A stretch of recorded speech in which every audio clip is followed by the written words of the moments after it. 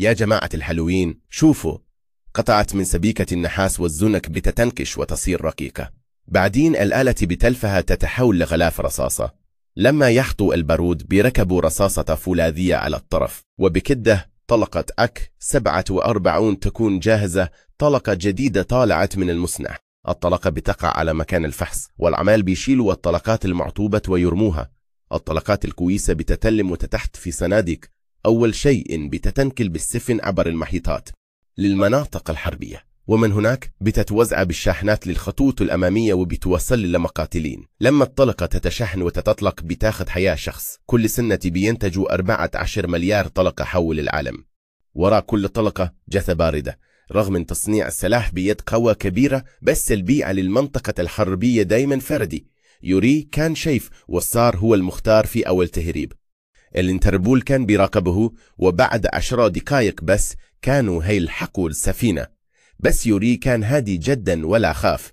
أمر القبطان يغير الاتجاه ليكسب وقت. بعدين أمر حد يمسح اسم السفينة ويحط اسم جديد مسجل في هولندة، وكمان علم السفينة لازم يتغير لهولندي. بس المشكلة إن السفينة ما كان فيها علم هولندي. وقت الضغط شاف في تالي أخو يوري حل. لقي علم فرنسي، بس لو لفوها على الجنبة يتحول لهولندي. يوري قال له برو انت عبقري. ولما كل شيء جاهز زورك الانتربول السريع وصل. عادت يوري الصق مسقات إشعاع كيميائي على الحاويات عشان يخدع الشرطة. لكن اليوم القائد في المطاردة كان جاك فنتين. عدو يوري اللدود. الخدعة القديمة ما نفعت مع جاك. أمر يفتح الحاوية، بس لما فتحوا الباب لقوا كومة بطاطا خربانة نزلت تحت الشمس الحارقة. ريحتها كريهة موت. الهجوم الكيميائي ما كان ولا نص ريحتها، والله خرافي.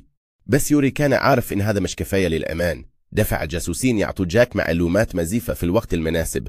بالترتيب ده جاك طلع ايديه فاضية، وما عرفش ان تحت البطاط دي مخزن اسلحة تمست 10 عملاك.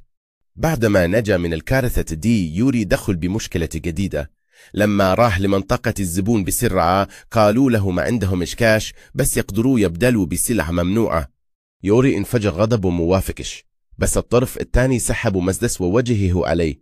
شاف في تالي الموقف سحبوا مسدسه كمان ومستعد يرد. بس يوري فاهم إن التعامل مع الشياطين لازم هدوء. فعلى الرغم من إنه تضرب فضل صابر ومنع أخوه يرد. اللي ما كانش متوقعه إن في تالي بعد ما جرب السلع المنوعة صار مدمن. علشان ما يغرقش أكتر يوري اضطر يدخل أخوه مصحة علاج دمان. بس يوري ما كانش عارف إنه هو كمان مدمن على نوع تاني أفونغ ملكة مال بلدهم اللي خلت قلبه ينبهر. من يوم ما كان عنده 10 سنين يوري وقع في حبها عشان جمالها بجد رهيب. يا جماعة الحلوين، الدنيا كانت عادية جدا. ما كان عنده فرصة يقرب من الإلهة حبيبته إلا من نص سنة فاتت في مطعم عيلتهم. يوري شاف بعينه معركة دموية بين العصابات. الإحساس ده كان مختلف تمام عن الأخبار. الرصاص كان بيطير حوالين، والحياة ممكن تروح في ثانية. يوري فهم بسرعة إن البشرية مش بس محتاجة أكله، لكن محتاجة سلاح وبنادق عشان تعيش. دي كانت الأدوات الأساسية للبقاء. وبدأ يوري يدخل في تجارة السلاح عن طريق واحد وعرفه التعرف على المافيا الروسية، واشتري أول مسدس رشاش أوزي عشان يكمل أول صفقة له. عشان ينجح في الصفقة يوري الضطر يتعلم كتير. لما قابل المشتري بدأ يشرح بحماس مواصفات السلاح. المسدس صغير لكن قوة نارته مش عادية، وصوتي هادي جدا. حتى لو طلق عليه كل الطلقات دلوقتي مش حيصح اللي نايم جنبنا. المشتري سمع الكلام، جهز السلاح ووجهه ليوري. بس يوري كان سريع جدا في رد الفعل وقال له لو عملت كده مش هتقدر تكسب مني فلوس تاني، والله خرافي بجد رهيب. يوري مولود علشان يشتغل في تهريب السلاح، رغم انه كان نفسي يبعد طول عمره عن العنف. دلوقتي فهم ان العنف هو طبيعة الانسان. في صدور هياكل عظمية لأول البشر لقوا سهام حجرية، يعني من زمان السلاح مرتبط بالبشر وهدفهم واضح. بعدها حاول يوري يجذب أخوه فيتالي للموضوع. فيتالي كان دايما بيشتغل طباخ في مطعم العيلة، بس أكلته كانت شكلها وحشة وطعمها كريه. يوري قال له لازم تغير شغلك عشان تلاقي مخرج. بالبداية فيتالي رفض، بس بعد إصرار يوري وافق يدخل الشغل. بس في أمريكا عدد البائعين السلاح أكثر من ماكدونالدز. رغم كل القتالات بين العصابات الفلوس مش كتير. فقرر يوري يحول السوق للسوق الدولي في الخارج في حروب كتير. في فترة الحرب الباردة تجارة السلاح مسيطرة عليها كبار التجار اللي بيخدموا طرفين متخاصمين. يوري لو عايز ياخد نصيب لازم يرضي واحد منهم. في معرض سلاح دولي اتعرف على واحد اسمه سيميون وايز تاجر سلاح للدول اللي فيها حروب في أفريقيا. الراجل ده كان بيوصل سلاح للطرفين في حرب إيران والعراق، لكنه بيقول عن نفسه إنه شخص وحش بدون موقف سياسي. لما يوري حاول يتقرب منه، ويز كان متعالي ورفضه كدام الكل. قال له ده مش مكان للهواء، وأكد إنه مش مهتم بيوري التاجر الصغير ده.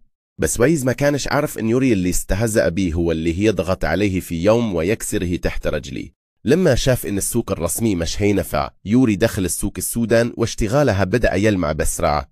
سنة 1984 بعد ما الجيش الأمريكي انسحب من لبنان، ترك جبال من الأسلحة المهملة.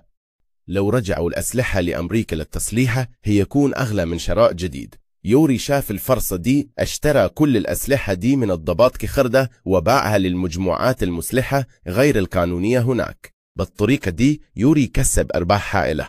لكن في اليوم ده لما هو وفي تالي استلموا الفلوس، شافوا الإرهابيين بيستخدموا السلاح اللي اشتروه في قتل المدنيين. في تالي اللي دايما بيكرهوا الشر كان عايز يتدخل وينقذ الناس. بس يوري قال الموضوع مش شغلنا، احنا بنبيع سلاح مش بنطلق رصاص. عشان تكسب لازم تبطل تفكر بالخير في قلبك.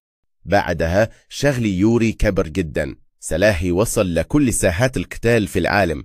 لو ما كانش يوري في دول كتير ما كنتش هتعرف تفتح حرب صح. هو ما كانش يختار زبائنه، سواء كانوا محابين سلام أو إرهابيين، سواء كانت مجازر بين قبائل أو قمع دموي، سواء عدو أو حليف، بس يدفع وهو يبيع بدون تردد. الحرب بالنسبة ليوري كانت صوت سفارة الإنذار، وصوت إطلاق النار كان موسيقى ماكينة عدل فلوس.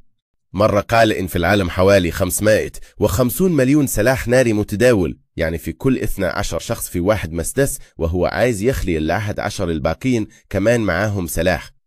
بس هو عمره ما باع سلاح لأسامة بن لادن، مش لأسباب أخلاقية، لكن لأن بطاقته الائتمانية ما بتتقبلش.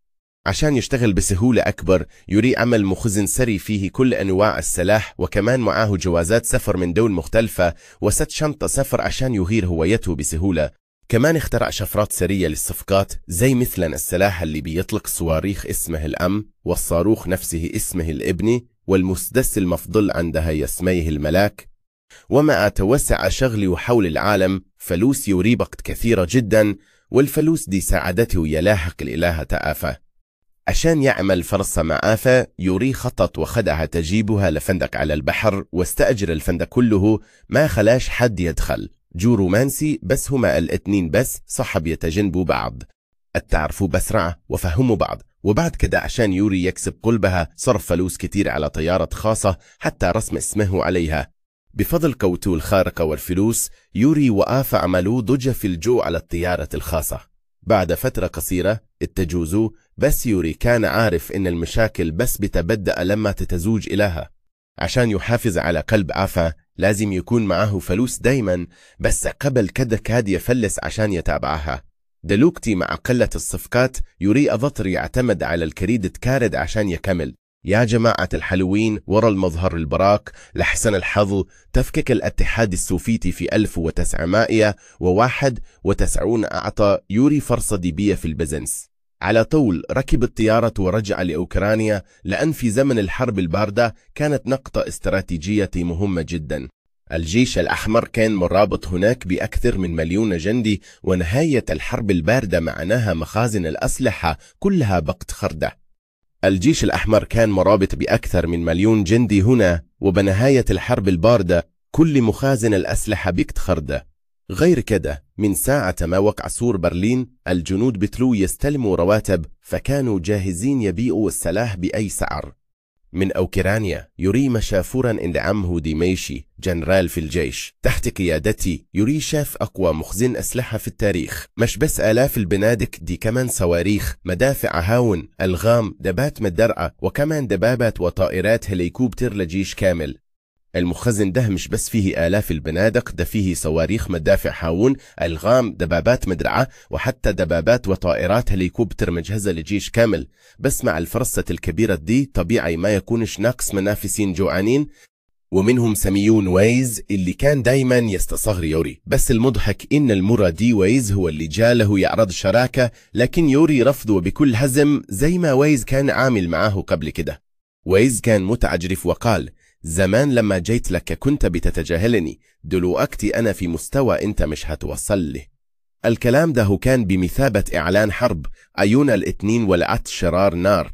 بعد يومين ويز رجع للقاعدة العسكرية عشان يتفاوض مباشرة مع ديميشي، بس تفاجئ إنه ترد عليه تاني لأن ديميشي فاهم المثل: المية العكرة ما بتنزلش على الرمال الذهبية. يوري رد الجميل وقدم لديميشي رولز رويسة جديدة، لكن لما ديميشي جرب يسوقها العربية انفجرت وأخذت حياته. الجثة ما كانتش سليمة، ويوري فهم إن القنبلة كانت موجهة له، وديميشي كان بس مصيبة طائرة ليه. أول مرة يقرب الموت منه لدرجة تخليه يغوص في خوف رهيب، بس ده ما خلاه يتخلى عن تجارة السلاح. بالعكس، عشان يربح أكتر يوري راح أفريقيا، عشان خلال 10 سنين حصلت 11 حرب بمشاركة 23 دولة. للمهربين أفريقيا تعتبر جنة، ويوري مركزه كان ليبيريا.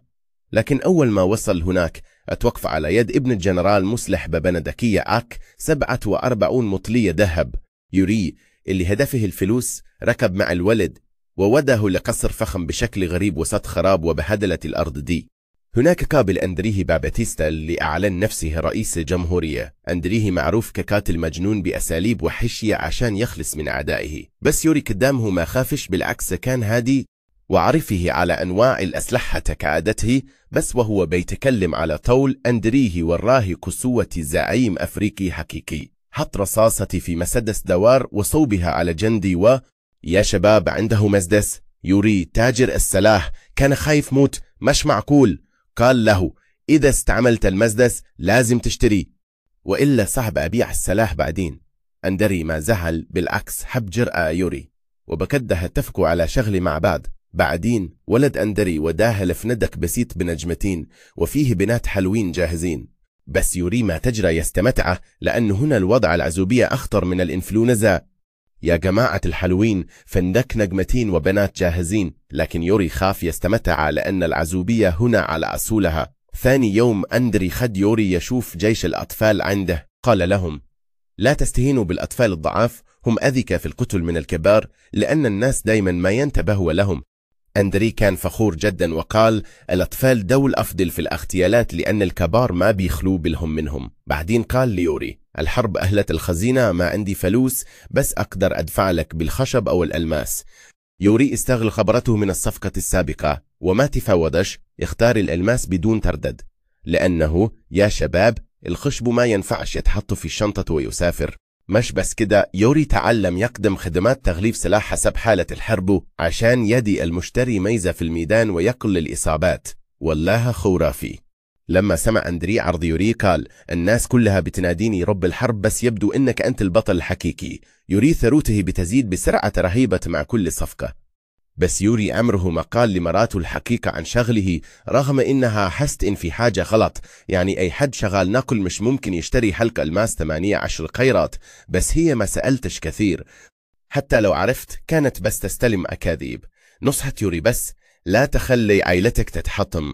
يوري كان حريص جدا وعنده طرق يهرب بها من المراقبة. علشان كده نجح يوري يهرب من مراقبة الانتربول كذا مرة. بس جاك فنتين اللي بيراقب يوري دوما ما كان سهل. في يوم كاد فريقه يقلبوا الزبالة تحت البيت. يوري لقى ورق ممزق، ولما جمعه اكتشف معلومة مهمات. عنده أسطول طيارات بين نقل سلاح لأفريقيا الغربية أسبوعيا. جاك استغل الفرصة وقرر يحترض الطيارة في الجو، وقال ليوري: لو ما نزلتش في المطار اللي حددناه راح أضرب الطيارة. يوري حاول يتصل بالجيش، بس للأسف كانوا في مشاكل وما قدروا يساعدوه. يوري أضطر يطلب من الطيار ينزل الطيارة على الطريق السريع تحت، عشان لو نزل في المطار كانوا يمسكوه مع السلاح. والله موقف يموت ضحك. يوري كان متأكد إن طيارات الشرطة ما راح تغامر زيهم، وده يديهم وقت ساعة واحدة. الطيارة نزلت بأمان، لكن الطيارين اللي معاه هربوا على طول، سيبوه مع كل السلاح. يوري ما زعلش، فتح باب الطيارة وادي الناس اللاجئين يشوفوا السلاح وقال لهم: هديه ليكم مجانا بدون شروط. في أفريقيا السلاح أحيانا أغلى من الألماس. في ثواني اللاجئين اجتمعوا وجمعوا كل السلاح اللي الطاقم كان شغال عليه طول اليوم. خلال 10 دقائق جاء جاك والناس، لكن السلاح كان خلاص اختفى. جنود جاك عاوزين يعدموا يوري في المكان لأن ده في قلب البراري الأفريقية، محدش يسأل. بس جاك اللي دايما مع الحق رفض، قرر يحبس يوري 24 ساعة بس عشان يوقف السلاح دقيقة زيادة. ببساطة دقيقة واحدة بتفرق في إنقاذ أرواح كبار وصغار في العالم. بعدها جاك ومجموعته مشوا وسيبوا يوري لوحده. جاك كان بيأمل إن أهل المنطقة يعاقبوا يوري، لكن اللاجئين بدل ما يقتلوا قرروا يفككوا الطيارة ويبيعوها.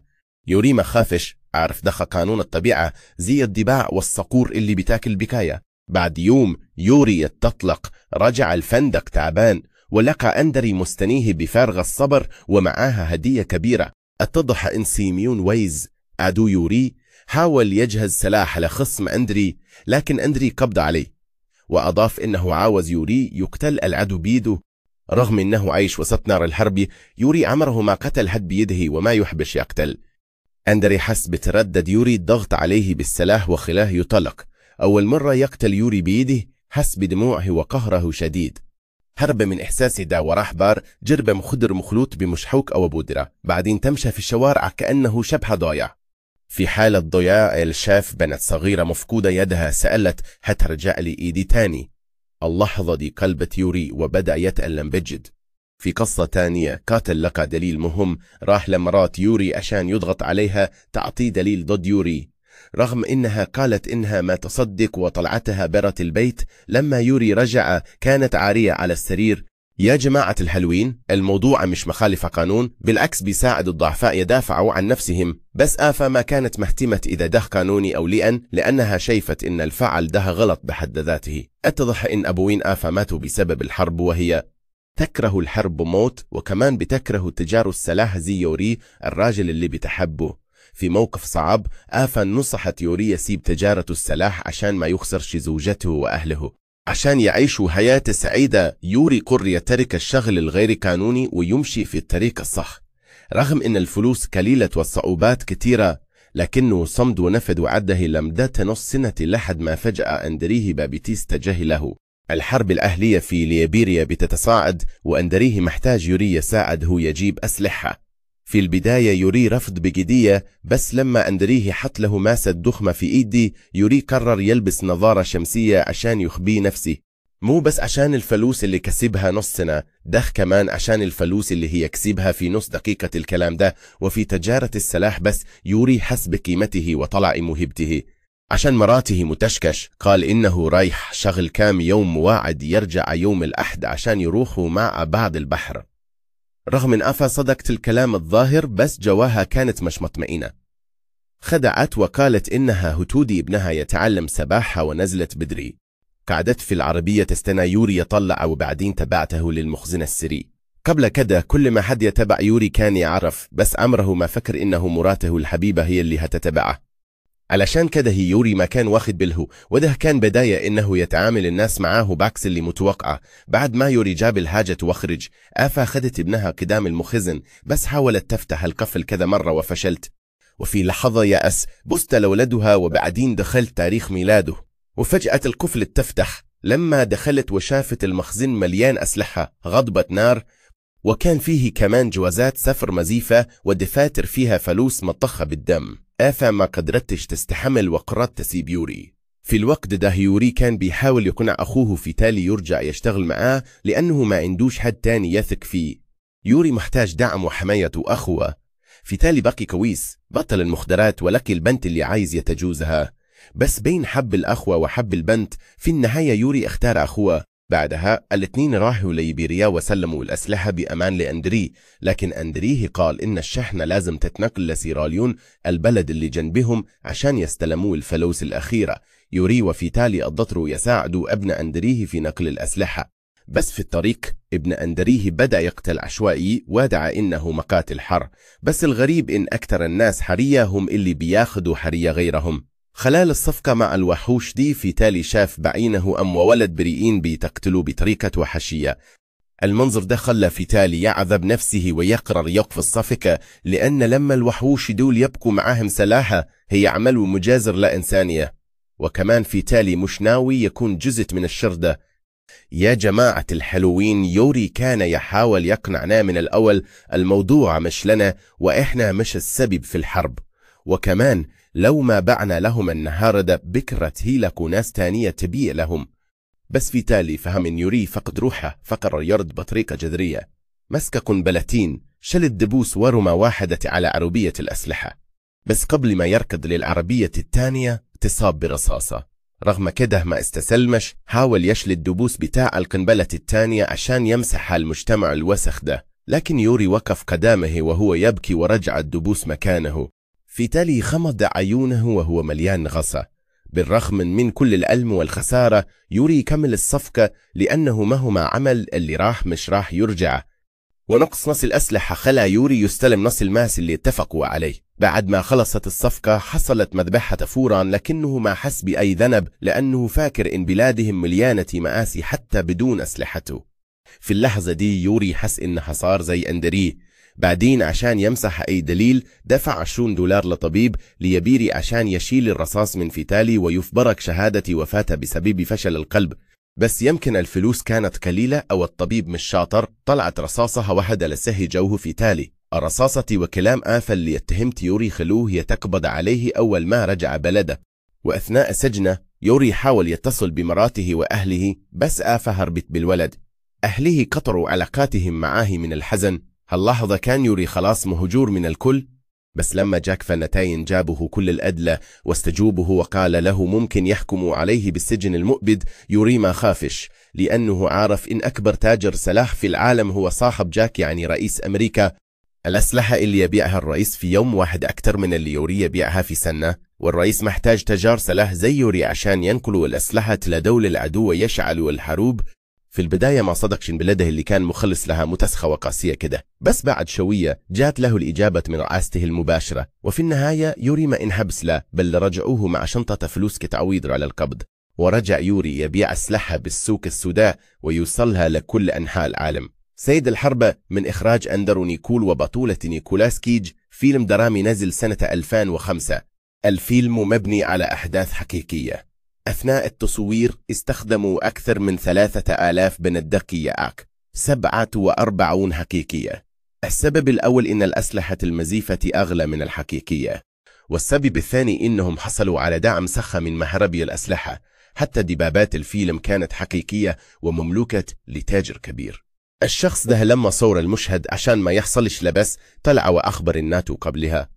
بالنسبة للناس العادية يوري كان تاجر سلاح برو، لأنه وينما يكون الحرب تندلع والجث تتراكم. بس يوري ما كانش يحسب الذنب، حتى لو مراته وأهله قطعوا علاقاتهم، وحتى لو أخوه مات ظلم ما تركش تجارة الأسلحة، لأنه في دماغه الأسلحة مجرد أدوات. هو ما بيطلقش النار ولا بيجبر حد يحارب، فلو مات ناس مش عليه. وكمان لو ما عملش هو حد تاني، هي عمله الدنيا مش حتتغير بسبب شخص واحد.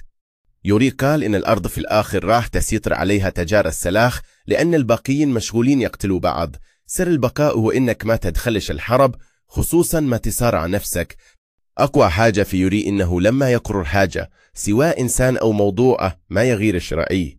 زي البنت اللي حبها من أول نظرة، بعد 10 سنين ما زال يقدرها ويحبها بنفس القوة.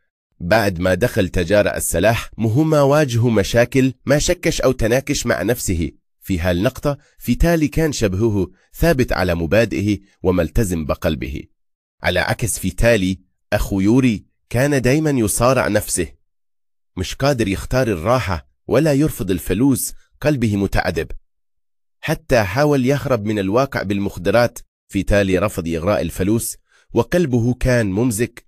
حتى مع كل ده قدر يحافظ على مبادئه، لكن دفع الثمن بحياته.